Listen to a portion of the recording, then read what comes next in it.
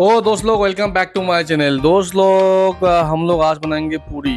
ये दोस्त लोग, सऊदी में कैसे हम लोग का ज़िंदगी देखिए दोस्त लोग। ये है पूरी का अपना रेडीमेड फ्रोज़न पैकेट। ये देखिए दोस्त लोग, एक ब्रांड है, ये पूरा फ्रोज़न रहता है दोस्त लोग। इसको हम लोग जस्ट तेल में डालने का निकाल के और पूरी हो जाएगा ready.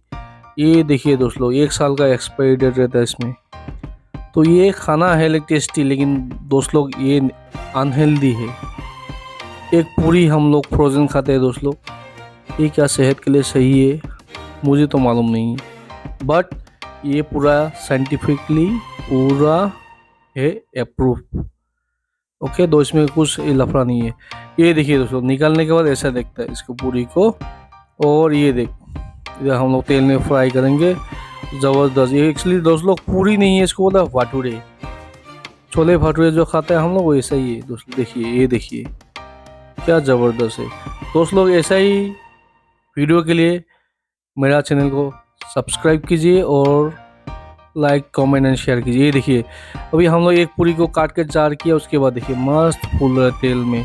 So guys, thank you for watching and keep watching and keep give your love and comment.